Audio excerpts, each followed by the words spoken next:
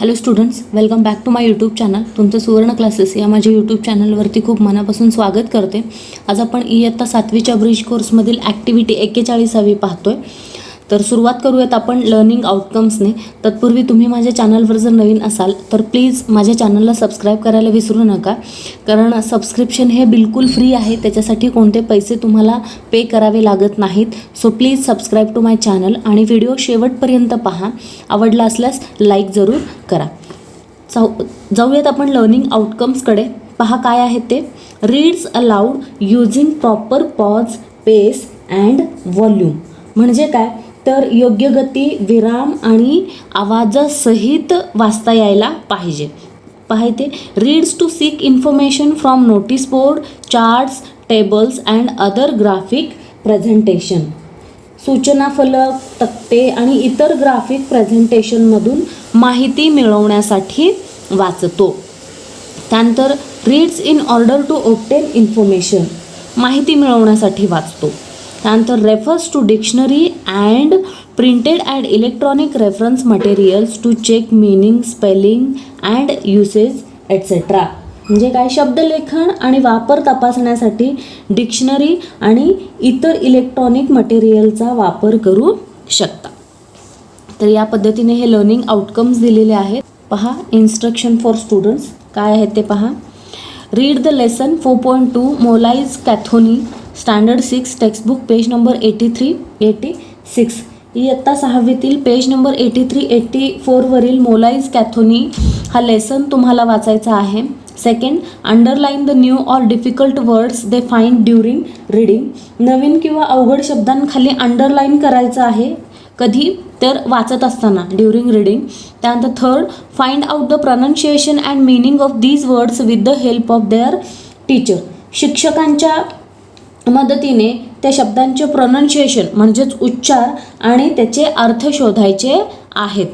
Teachers, parents और if possible then use dictionary on their own. You may use online dictionary too. म्हणजेच शिक्षक असतील, तुमचे parents असतील तर पॉसिबल असेल तर तुम्ही डिक्शनरी किंवा ऑनलाईन डिक्शनरीचा वापर करून शब्दांचे प्रोनाऊन्सिएशन आणि उच्चार आणि अर्थ यात तुम्ही शोधू शकता. 4, translate the lesson with the help of dictionary, parents and your teacher. म्हणजे काय तर डिक्शनरी, पालक किंवा शिक्षकांच्या साहाय्याने तो लेसन तुम्ही भाषांतर करून घ्यायचा आहे किंवा ट्रान्सलेट करून घ्यायचा आहे.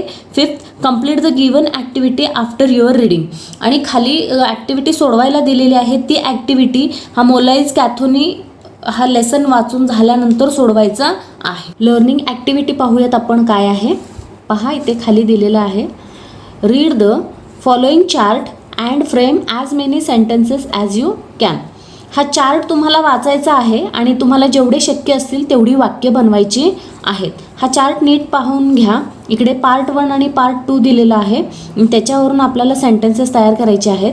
आणि इथे त्यांनी काही दिलेले आहेत. You may frame sentences like this. तुम्ही या पद्धतीने सेंटेन्सेस तयार करू शकता, वाक्य तयार करू शकता. पहा इथे दिलेलं आहे. I saw a terrible site. He saw a terrible site. She saw a terrible site. We saw a terrible site. Jadhav saw a terrible site. They saw a terrible site. करायचे आहेत सेंटेन्सेस. मी तयार केलेली आहेत ऑलरेडी, ते तुम्ही पाहू शकता. I saw a terrible site. He saw a terrible site. She saw a terrible site. We saw a terrible site. Jadhav saw a terrible site. They saw a terrible site. Tanmay saw a terrible site. Boys saw a terrible site. Girls saw a terrible site. या पद्धतीने. त्यानंतर पुढे पाहूयात आपण. I was simply horrified. He was simply horrified. She was simply horrified. Jadhav was simply horrified. Tanmay was simply horrified. आता इथे दे, boys, girls मी का घेतलेलं नाही आहे तर इथे वॉज आहे. बॉईज घेतलं असतं तर आपण तिथे वेअर लिहून लिहायला पाहिजे, पण तिथे वॉज दिलेला आहे. त्याच्यामुळे मी बॉईज, गर्ल्स आणि दे, वी हे येणार नाही आहेत, कारण ते अनेकवचनी आहेत, त्याच्यामुळे ते येणार नाहीत. त्यानंतर पहा. I advised him. He advised him. she advised him, we advised him, Jadav advised him, you advised him, they advised him, Tanmay advised him, boys advised him, girls advised him. या पद्धतीने. त्यानंतर पुढे I told him, he told him, she told him, we told him, you told him, Jadav told. त्यानंतर they told him, Tanmay told him, boys told him, girls told him. पहा, I would make a sandy soil fertile, he would make a sandy soil fertile, she would make a sandy soil fertile, we would make a sandy soil fertile, you would make a sandy soil fertile, Jadav would make a sandy soil fertile, they would make a sandy soil fertile, Tanmay would make a sandy soil fertile, boys would make a sandy soil fertile. इथे girls एक राहिलेलं आहे चुकून माझ्याकडून, ते तुम्ही लिहून घ्या. Girls would make a sandy soil fertile. इथे आणखीन एक आहे, I wanted to plant the tree, he wanted to plant the tree, she wanted to plant the tree, we wanted to plant the tree, you wanted to plant the tree, Jadav wanted to plant the tree. या पद्धतीने तुम्ही तयार करा. हे एक शेवटचं मी सोडलेलं आहे, कारण हे तुम्ही तुमच्या मनाने थोडं लिहा. मनाने लिहिणं म्हणण्यापेक्षा तुम्हाला ते तयार करता येते का नाही ते पहा आणि वहीमध्ये लिहून काढा. सॉल्व्ड ॲक्टिव्हिटी दिलेली आहे पहा.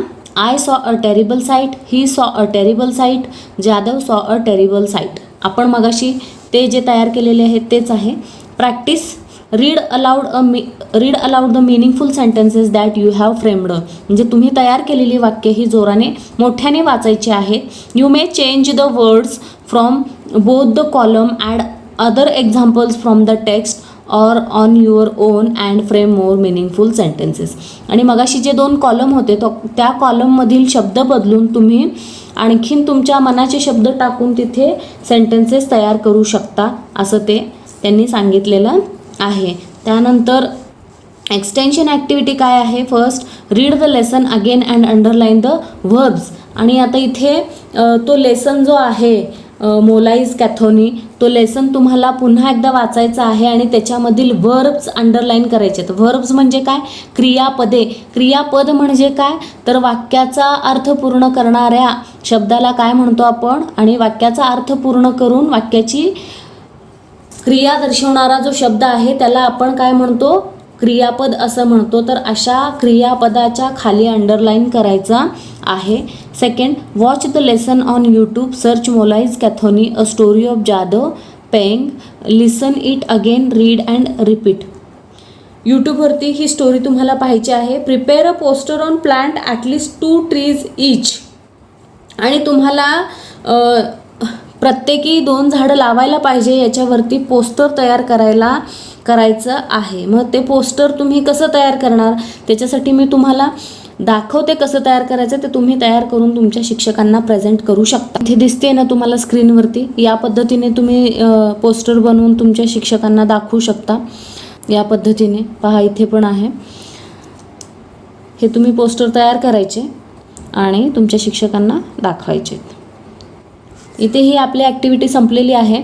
तर तुम्हाला माझा व्हिडिओ कसा वाटला हे मला नक्की कमेंटमध्ये सांगा. आणि सगळ्यात महत्त्वाचं म्हणजे तुम्हाला इतर दुसऱ्या कुठल्या विषयाचे आणि कुठल्या इयत्तांचे तुम्हाला जर व्हिडिओज पाहिजे असतील, जसे की गणित असेल, मराठी असेल, तर ते तुम्ही मला सांगू शकता. मी तुम्हाला ते व्हिडिओज ऑनलाईन टाकण्याचा प्रयत्न करेन.